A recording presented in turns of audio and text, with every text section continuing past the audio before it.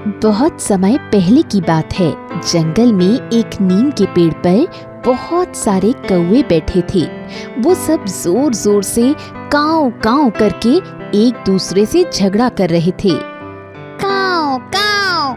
ठीक उसी समय एक मैना वहाँ उड़कर आ जाती है और उसी नीम के पेड़ की डाली पर बैठ जाती है।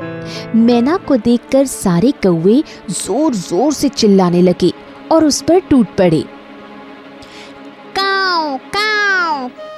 तब मैना ने उनसे कहा, आज घने बादल छाए हुए हैं और चारों तरफ अंधेरा ही अंधेरा हो गया है।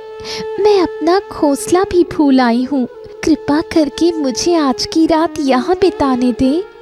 बिल्कुल नहीं, बिल्कुल नहीं, ये हमारा पेड़ है, तुम यहाँ से चली जाओ। तब मैना बोली, ये सारे पेड़ ईश्वर ने बनाए हैं। इस मौसम में अगर बारिश हुई और ओले पड़े तो भगवान ही हमें बचा सकते हैं।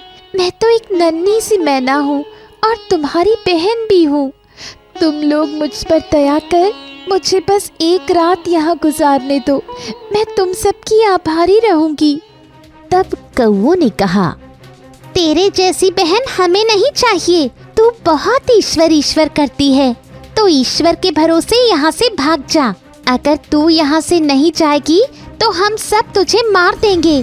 कौवों को गुस्से में काव काव करता देख और उस पर झपटता देख मैना डर गई और नीम के पेड़ से उड़ गई। उड़ते उड़ते उसे एक आम का पेड़ नजर आया। वो मैना उस पेड़ पर जाकर बैठ गई और विश्राम करने लगी। रात को जोर जोर से बारिश होने लगी, बादल गरजने लगे और बड़े बड़े ओले बरसने लगे।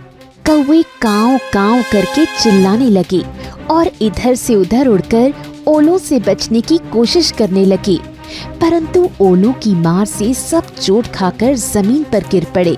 कुछ कौवे घायल हुए और कुछ मर गए।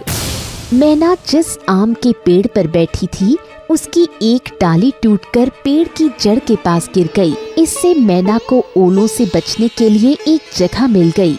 नन्ही सी मैना उस पर जाकर छुप गई और पूरी रात भगवान का नाम जपती रही। ऐसे ही पूरी रात कट गई। जब सवेरा हुआ और चमकीली धूप निकली तब मैना उस डाली से बाहर निकली और अपने पंख फैलाकर आसमान में उड़ने लगी। उसने भगवान को प्रणाम किया। जब ओलों से घायल पड़े कौवों ने मैना को उड़ते देखा तो उससे कहा, मैना बहन, तुम कहाँ चली गई थी? इतनी तेज बारिश हुई, बिजली कड़की, ओले पड़े, पर तुम्हें एक खरोंच तक नहीं आई। तब मैना ने कहा, मैं एक आम के पेड़ पर अकेली बैठी थी और पूरी रात भगवान से प्रार्थना करती रही। तब भगवान ने ही मेरी मदद की। दोस्तों, हमें हमेशा सबकी मदद करनी चाहिए और ईश्वर पर अपना अटूट विश्वास बनाए रखना चाहिए। जो प्राणी भगवान को याद करता है और उनकी पूजा आराधना करता है, भगवान हमेशा उन पर अपनी कृपा दृष्टि बनाए रखते हैं, सुख दुख में हमेशा उनके साथ रहते हैं। तो दोस्तों, आपको हमारी आज की कहानी कैसी लगी हमें कमेंट बॉक्स में ज़रूर बताइए और हमारे चैनल को लाइक, शेयर, सब्सक्राइब करना ना भूलें। धन्यवाद।